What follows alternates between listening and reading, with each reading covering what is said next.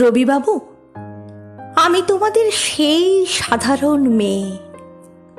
তুমি যে আমাকে নিয়ে অনেক লিখেছ, সাধারণ মেয়েদের দুঃখে ভরা কিস্সা, কবিতা, যে দুর্ভাগিনীকে দূরের থেকে পাল্লা দিতে হয় অন্তত ৫-৭ জন অসামান্যার সঙ্গে, অর্থাৎ সপ্তরথিনীর মার।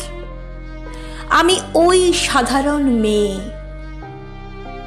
তোমার কবিতা আর গল্পগুচ্ছের পাতায় পাতায়, শিলাইদহের ঘাটে, গ্রামের উঠোনে আমার কথাই তো ছড়িয়ে রয়েছে। অনেক লিখেছ, কিন্তু তোমরা কেউই আমাকে জিতিয়ে দিতে পারোনি তখন। ইতিমধ্যে কেটে গেছে ৭৬ বছর। দুঃখ মন্থন করে তীরে এসে উঠেছি তোমার সাধারণ মেয়ে, নিজে নিজেই।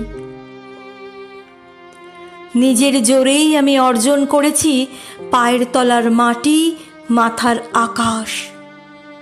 কয়েক হাজার মেয়ে সাধারণ ছড়িয়ে পড়েছি নিউজ রুমের করিডোরে আর কম্পিউটারে, বিশ্ববিদ্যালয়ে, স্কুলে, কলেজে কলেজে, ছেলে মেয়েদের স্কুল সিলেবাসে, রান্নার টেবিলে। হারমোনিয়াম থেকে হার্ভার্ড পর্যন্ত অনায়াসে চলাফেরা এখন আমার। কাছড়াপাড়ার গলিপথ থেকে ক্যালিফোর্নিয়ায়, পাড়ার ফাংশন থেকে পার্লামেন্ট ঘরে আমাকে এখন আর ইট চাপা দেওয়া যায় না। এক মুঠো আমলকি এই পৃথিবীকে এখন নিজেই আমি জিতে নিতে পারি।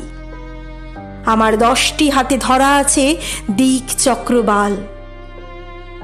ঘর ও বাহির থেকে প্রেম প্রতারণা, স্বামী ও শাশুড়ি থেকে বিশ্ব উষ্ণায়ন, ছোট পরিবার থেকে বড় কাজের টানা ও পোড়েন নিপুণ সামলে নিই আমি দশভুজা। মালতী এখন আর হারিয়ে যায় না কোনো এক নরেশের উপেক্ষার মেঘে। রবিবাবু, দেখো, তোমার ওই সাধারণ মেয়ে অসামান্য হয়ে উঠে ভাবাচ্ছে তোমাকে।